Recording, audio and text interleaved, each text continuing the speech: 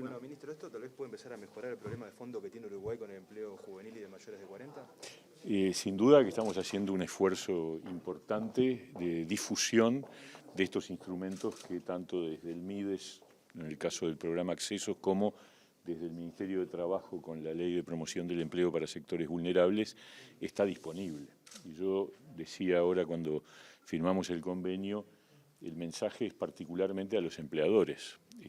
La herramienta está, pero obviamente el uso de la herramienta depende de decisiones que tienen que tomar quienes dan trabajo, es decir, quienes ofrecen oportunidades laborales, justamente a los más débiles, en particular a los jóvenes que tienen una tasa de desempleo que es el triple de la que tiene el resto de la población. Eso es una cosa que nos hiere a todos los uruguayos seguramente, y también a aquellos que pierden el empleo cuando llegan a cierta edad y que después es muy difícil retomar, mayores de 45 años, personas con discapacidad, es decir, un conjunto de poblaciones vulnerables para las que están disponibles programas de incentivo, de subsidio para el empleador, y que realmente nosotros lo que queremos es que se use y sea un camino de salida. Yo decía hoy, el gran camino de integración social es el trabajo, es decir,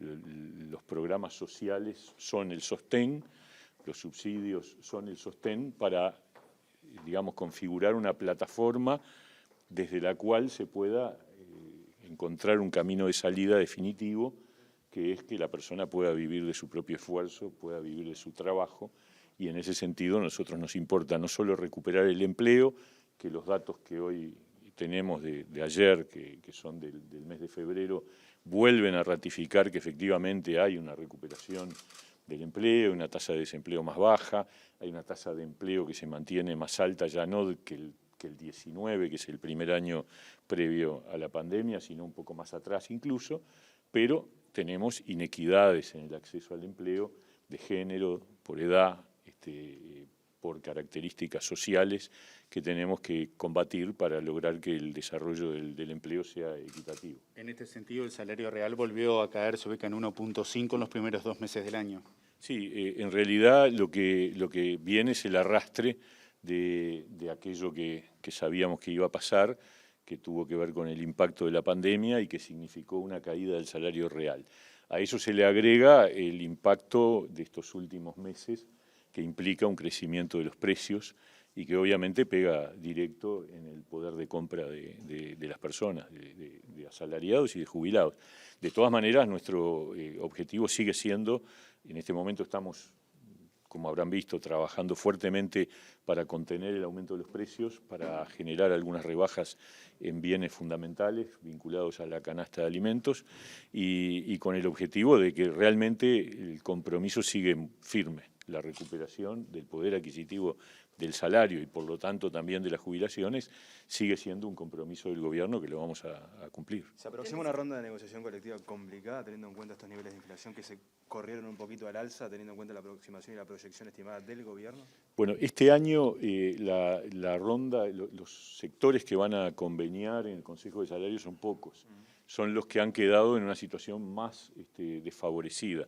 Son los sectores que fueron más afectados por la pandemia, el sector turismo, sector de restaurantes y hoteles, etcétera. Vamos a ver, eso se convoca en julio.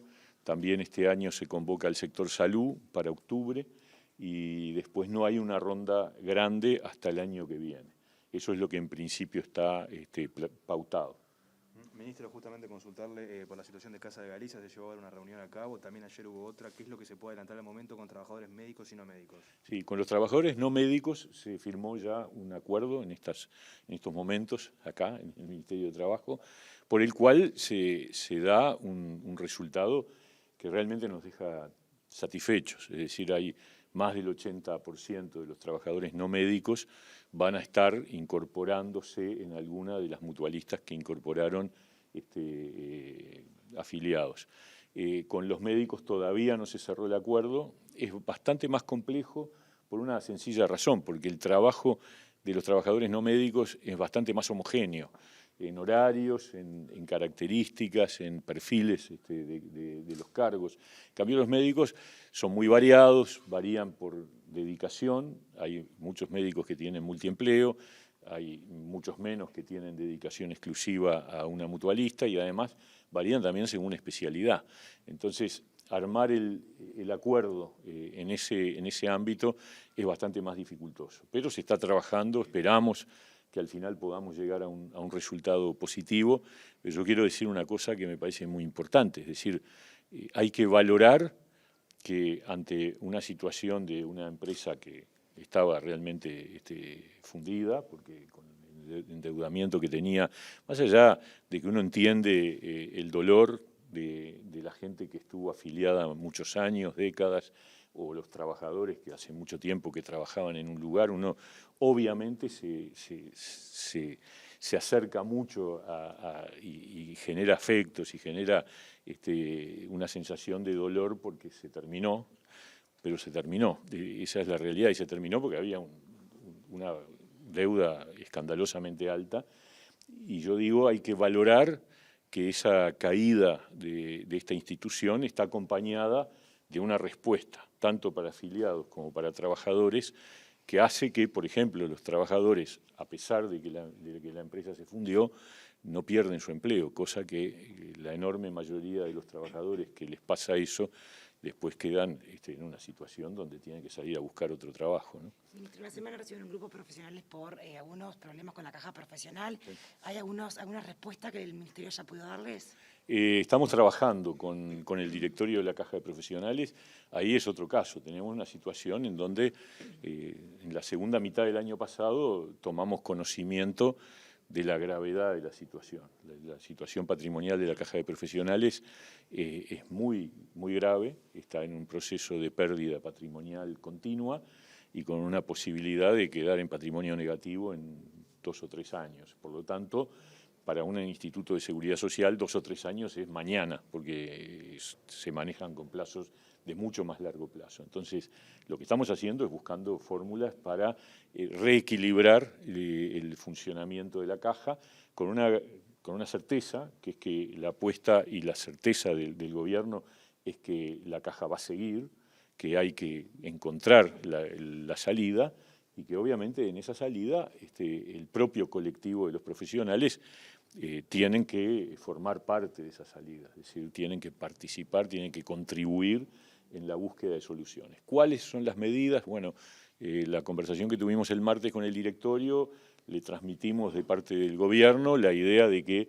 las medidas en donde hay que concentrar la búsqueda de un equilibrio deberían estar en el propio colectivo, es decir, en los aportes de los activos y en las contribuciones que puedan hacer también los jubilados. ¿Debería entrar en una solución integral más allá de lo que es la caja profesional y que vaya toda la reforma de la seguridad social?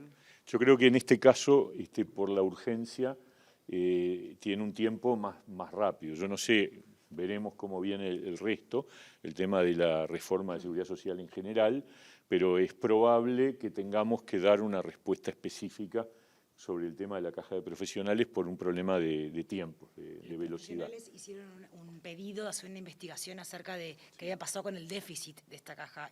¿Ya comenzaron en ese tipo de investigación? A nosotros no nos compete eso, porque la caja de profesionales no es estatal, es una entidad, llamémosle paraestatal, donde hay 2 representantes del gobierno en el directorio que son minoritarios y que en realidad es la caja de profesionales la que debería evaluar, tomar alguna de esas medidas.